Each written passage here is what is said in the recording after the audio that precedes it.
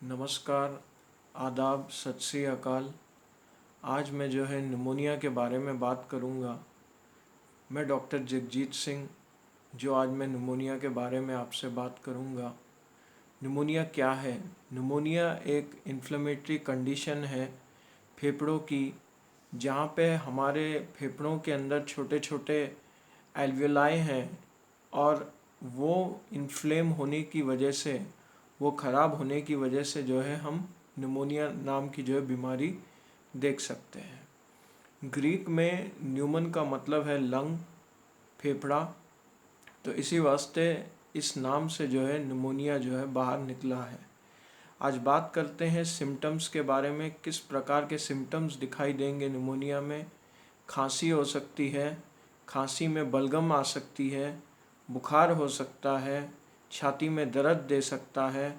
तो इस प्रकार के सिम्टम्स देखेंगे हम निमोनिया के अंदर। और निमोनिया के पेशेंट्स जो इस वीडियो को देख रहे हैं, वो आप ध्यान से इस वीडियो को देखिए, समझिए कि किस तरीके से निमोनिया हम ठीक कर सकते हैं।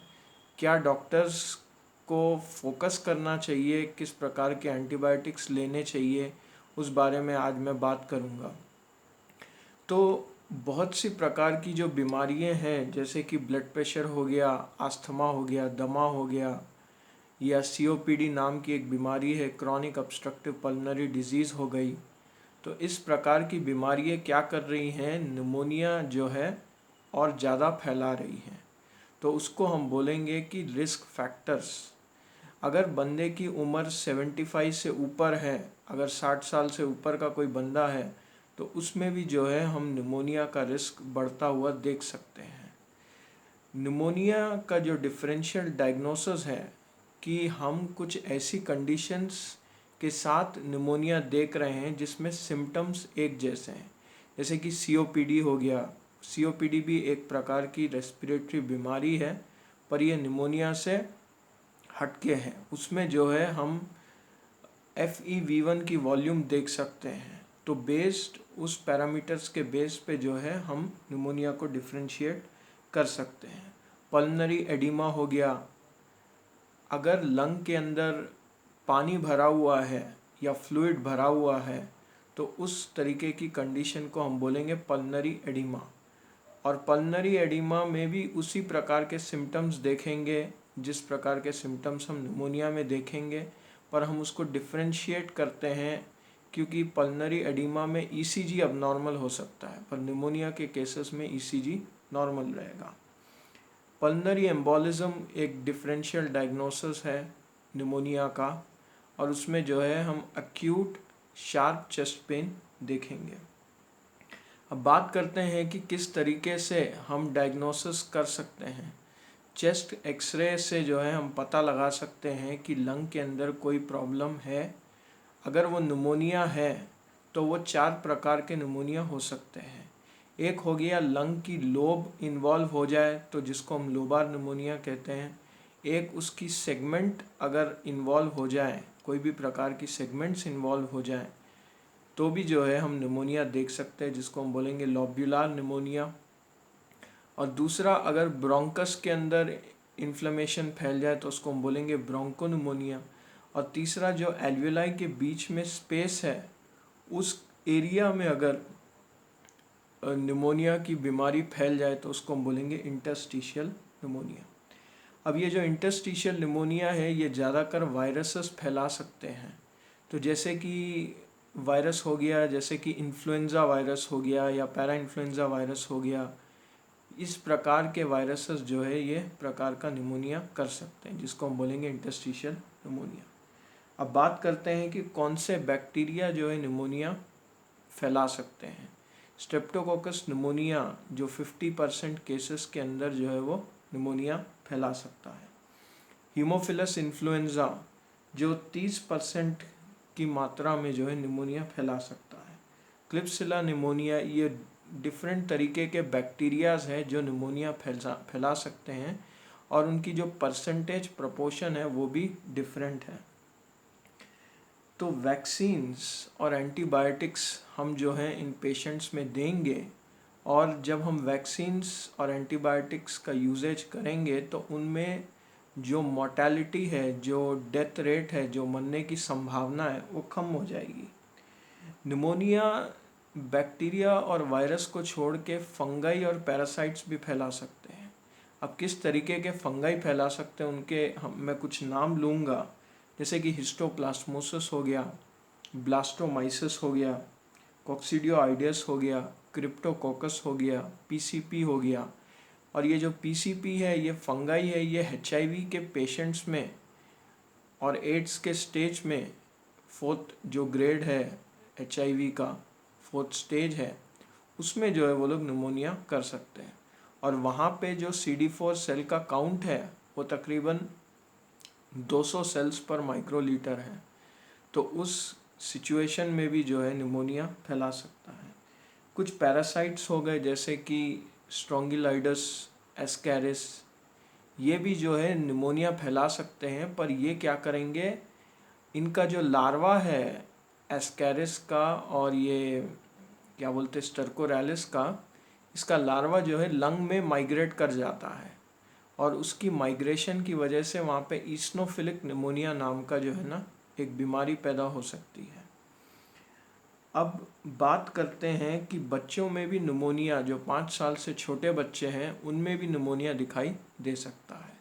उसी प्रकार के बैक्टीरिया, वायरसेस, फंगस, इस प्रकार का जो है निमोनिया बच्चों में भी फैला सकते हैं। पर बच्चों में हम क्या देखेंगे, कॉन्शियसनेस कम हो जाती है, समझने की शक्ति कम हो जाती है, टेम्परेचर बढ़ सकता है, टेम्परेचर एक्सट्रीम जा सकता है, खाने में उनका मन नहीं लगेगा, कुछ पी नहीं सकते हैं, उनके अंदर क्या बोलते मिर्गी की बीमारी हो सकती, कन्वल्शंस हो सकते हैं। तो उस तरीके के सिम्टम्स हम जो है बच्चों में देखेंगे अगर उनमें निमोनिया दिखाई देगा। अब बात करते हैं कि निमोनिया जहाँ पे पाया जाता है उस बेस पे भी निमोनिया को हम 4 कैटेगरी में डिवाइड करते हैं। एक हो गया कम्युनिटी एक्वायर्ड निमोनिया, दूसरा हो गया हेल्थ केयर एसोसिएटेड निमोनिया, तीसरा हो गया हॉस्पिटल एक्वायर्ड निमोनिया और चौथा हो गया वेंटिलेटर एसोसिएटेड निमोनिया। अब ये जो कम्युनिटी एक्वायर्ड निमोनिया है, ये आम तौर पे हमारी सराउंडिंग्स जहाँ पे हम रहते हैं, अगर वहाँ से बैक्टीरिया पाया जा रहा है तो उसको हम बोलेंगे कम्युनिटी एक्वायर्ड निमोनिया। और इस तरीके के बैक्टीरिया जो है बहुत साधारण रूप से जो है काम करते हैं। पर मान लो कि अगर कोई हॉस्पिटल में किसी को निमोनिया हो रहा है या कोई हेल्थ केयर सेटिंग में, जैसे डायलिसिस सेंटर हो गया और डिफरेंट तरीके के डिपार्टमेंट्स में जो बंदे काम करते हैं हेल्थ केयर वर्कर्स, अगर उनमें निमोनिया हो जाए और 48 आवर्स के बाद हमको पता चले, तो हम वहाँ पे डायग्नोसिस लगाएंगे हेल्थ केयर एसोसिएटेड निमोनिया। क्योंकि ये जो निमोनिया हो रहा है ये हेल्थ केयर से एसोसिएटेड है, इसी वास्ते इसका नाम ही रह गया हेल्थ केयर एसोसिएटेड निमोनिया। अब बात करते हैं वेंटिलेटर एसोसिएटेड निमोनिया। वेंटिलेटर, जो बंदे हॉस्पिटल के अंदर मैकेनिकल वेंटिलेटर पे रखे हुए हैं, वो भी एक प्रकार का निमोनिया से इन्फेक्ट हो सकते हैं हॉस्पिटल में। और ये 10% केस में पाया गया है इस तरीके का निमोनिया हो सकता है। तो उसमें हम क्या करेंगे, हम बैक्टीरिया को आइसोलेट करेंगे, स्पूटम का कल्चर करेंगे, माइक्रोबियल कल्चर करेंगे, ब्लड कल्चर करेंगे और जो है ऑर्गेनिज्म को हम एंटीबायोटिक से ट्रीट करेंगे। सो इसी तरीके से जो है हमको समझना चाहिए। अब बात करते हैं उस बारे में कि किस तरीके से निमोनिया फैल रहा है, क्या मैकेनिज़्म है, क्या सिद्धांत है जिस वजह से निमोनिया फैलता है। जैसे ही हमारी बॉडी के अंदर बहुत प्रकार के बैक्टीरिया भी है और वो बैक्टीरिया हमारे लिए अच्छा काम करते हैं, तो उसको हम बोलेंगे माइक्रोबियल फ्लोरा। ये फ्लोरा जो है हमारी बॉडी के लिए अच्छा काम करते हैं। जैसे कोलन में हो गया, नेज़ल कैविटी नाक में हो गया, थ्रोट में हो गया, इस प्रकार के बैक्टीरिया अच्छा काम कर रहे हैं। पर मान लो कि अगर ये बैक्टीरिया कोई दूसरी जगह चले जाए, जैसे फेफड़ों में कोई बैक्टीरिया नहीं है, पर मान लो कि अगर चले जाते हैं किसी कारण से, तो वहाँ पे जो है हम देखेंगे एस्पिरेशन निमोनिया। तो एस्पिरेशन निमोनिया जो है ना एनएरोबिक माइक्रो ऑर्गेनिज्म से फैलते हैं।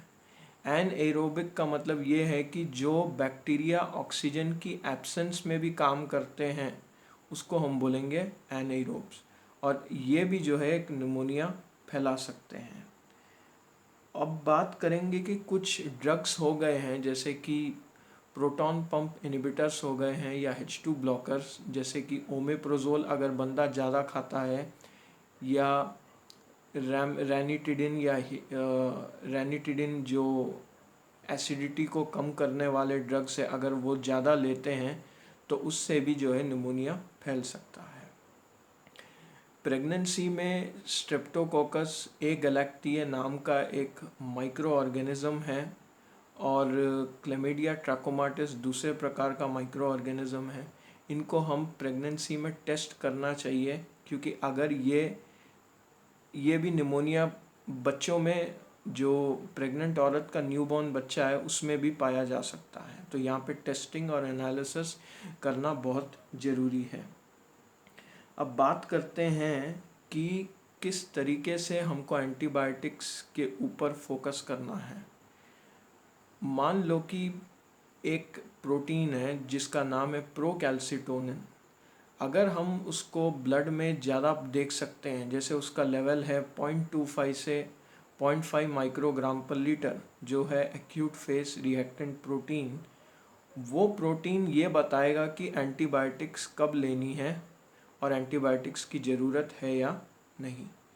तो अगर वो लेवल के बीच में प्रोकैल्सिटोनिन आता है तो वहाँ पे हमको एंटीबायोटिक्स कैसे भी लेनी है। अब माइक्रोबियल कल्चर्स हो गए। माइक्रोबियल कल्चर्स, वहाँ पे हम क्या करेंगे, माइक्रो ऑर्गेनिज्म को आइसोलेट करेंगे, उसके बारे में समझेंगे कि किस तरीके का बैक्टीरिया है या किस तरीके का वायरस है जो ये निमोनिया फैला रहा है। तो वो भी एक बहुत बड़ी इम्पॉर्टेंट इन्वेस्टिगेशन है निमोनिया की बीमारी के अंदर। अब वैक्सीन्स के बारे में बात करते हैं तो आजकल बहुत सी वैक्सीन्स बन चुकी है जिसको हम बोलेंगे न्यूमोकोकल कॉन्जुगेट वैक्सीन्स। और ये वैक्सीन्स जो है बच्चों में और अडल्ट्स में जिनमें निमोनिया है उनमें दी जाती है, और साथ ही साथ जो पेशेंट COPD का है, क्रॉनिक ऑब्स्ट्रक्टिव पल्मोनरी डिजीज़ का है, और अगर उसकी उम्र 75 ईयर्स से ज़्यादा है तो उसमें भी ये वैक्सीन दी जाती है। और वैक्सीन के साथ साथ जो है नॉट स्मोकिंग, उनको स्मोक करने की ज़्यादा ज़रूरत नहीं है। मैं उन पेशेंट्स की बात कर रहा हूँ जो 75 ईयर्स से ऊपर हैं। कुछ ऐसी भी वैक्सीन्स है जो डिफरेंट तरीके की वैक्सीन है, वो भी यूज़फुल है निमोनिया के अंदर, जिसको हम बोलेंगे पर्टुसिस वेरिसेला मीसल्स वैक्सीन। ये वैक्सीन्स भी जो है ना निमोनिया में बहुत यूज़फुल है। अब इन्फ्लुएंज़ा भी जो है निमोनिया कॉज कर रहा है, तो उसमें हम जो है कुछ ड्रग्स लेंगे जिसको हम बोलेंगे ज़ानामविर, ओसेल्टामाविर, पेरमाविर ड्रग्स लेंगे, और उससे जो है फ्लू लाइक जो सिम्टम्स दिखाई देंगे उससे जो है वैक्सीन्स जो है एक प्रिवेंशन पैदा करेगी। अब हम बात करते हैं कि किस तरीके से निमोनिया को मैनेज करना है। निमोनिया को मैनेज करने के लिए दो प्रकार के स्कोरिंग सिस्टम्स हैं, एक है कर्ब 65 और दूसरा है निमोनिया सिवियरिटी इंडेक्स। सो ये दोनों स्कोर्स जो है निमोनिया से हमको प्रोटेक्ट करेंगे। अब कर्ब 65 क्या है? C का मतलब हो गया कन्फ्यूजन, U का मतलब हो गया यूरिया, अगर यूरिया 7 मिलीमोल पर लीटर से ज़्यादा है, और R का मतलब हो गया रेस्पिरेटरी रेट, अगर रेस्पिरेटरी रेट 60 पर मिनट से ज़्यादा है, और B हो गया ब्लड प्रेशर, अगर ब्लड प्रेशर 80/60 से ज़्यादा है, 80/60 से कम है, अगर ब्लड प्रेशर कम है तो हम पता लगा सकते हैं कि पेशेंट को हॉस्पिटलाइज करना है या नहीं है। मान लो कि कर्व का स्कोर 3 से 5 आ रहा है, तो उस केस में जो है हम पेशेंट को हॉस्पिटलाइज करेंगे। और मान लो कि चाइल्ड है जिसके अंदर O2 लेवल्स 90% से कम है, तो वहाँ पे भी जो है हम ऑक्सीजन थेरेपी देंगे। और मान लो कि अगर निमोनिया बहुत सीवियर है तो उस केस में भी जो है हम क्या करेंगे,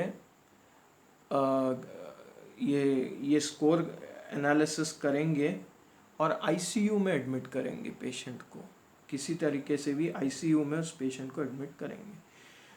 निमोनिया की वजह से पेशेंट एआरडीएस में जा सकता है, रेस्पिरेटरी फेलियर भी हो सकता है और साथ ही साथ सर्कुलेटरी फेलियर भी हो सकता है। मान लो कि रेस्पिरेटरी फेलियर हो जाता है तो पहले तो हम उसको देंगे heated humidified high flow oxygen therapy, और उसके बाद हम उसको एंडोट्रेकियल इंट्यूबेशन करेंगे और मैकेनिकल वेंटिलेटर पे लाएंगे। अगर सर्कुलेटरी फेलियर है तो वहाँ पे जो है हम देंगे 30 ml पर kg ऑफ क्रिस्टलॉइड इंट्रावीनसली, जिससे ब्लड प्रेशर जो है धीरे धीरे बढ़ेगा, और ब्लड प्रेशर के बढ़ने से जो है हाइपोटेंशन कम हो जाएगी और उस वजह से जो है बॉडी जो है बैलेंस में आएगी। अब जो ड्यूरेशन ऑफ निमोनिया है ट्रीटमेंट का, वो 7 से 10 दिन का है, और 7 से 10 दिन के बीच में अगर पेशेंट ठीक हो जाता है, इसका मतलब ये है कि उसके अंदर कोई कोमॉर्बिड कंडीशंस नहीं है जो कोमॉर्बिडिटी बढ़ा सकती है। अब मान लो कि अगर ये एंटीबायोटिक्स नहीं होती तो मोर्टेलिटी रेट जो है 30 से 50% तक बढ़ जाता, और बच्चों में पाया गया है कि अगर ये वैक्सीन्स नहीं होती या एंटीबायोटिक्स नहीं होती, और मेनली मैं एंटीबायोटिक्स में अमोक्सिसिलिन के बारे में बात कर रहा हूँ, और उसका जो अल्टरनेटिव है डॉक्सीसाइक्लिन और क्लिंडामाइसिन, वो भी जो है हम ले सकते हैं, पर स्पेशली अमोक्सिसिलिन जो है वो फर्स्ट लाइन ट्रीटमेंट है निमोनिया के पेशेंट्स में, और प्रोग्नोसिस जो है ना बहुत अच्छा पाया जाता है। निमोनिया का जो रेट है वो चिल्ड्रन जो 5 साल से छोटे हैं और पीपल जो 75 ईयर्स से ऊपर है उनमें जो है ज़्यादा पाया गया है। यूएसए ने 2009 में इसको 8th leading cause of death बताया कि 8वां नंबर जो है ना निमोनिया का है यूएस के हिसाब से, जो डेथ्स कॉज कर सकता है। और बहुत से फिजिशियंस और साइंटिस्ट ने जो है इसके ऊपर बहुत काम किया है, और ये बताया गया है कि अगर ट्रीटमेंट सही टाइम पे लेते हैं लोग जिनके अंदर निमोनिया है तो वो ठीक हो जाएगा। और चेस्ट एक्सरे अगर हम करते हैं पेशेंट के अंदर मेडिकेशन के बाद, तो वो जो है 4 हफ्ते उसको लगेंगे ठीक होने में। तो ये हो गया निमोनिया के बारे में। आगे मैं और भी अच्छी और इन्फॉर्मेटिव और इंट्यूटिव वीडियोस लाऊंगा। प्लीज़ देखिए, समझिए और याद रखिए। थैंक यू, और सब्सक्राइब कीजिए चैनल को। Thank you very much.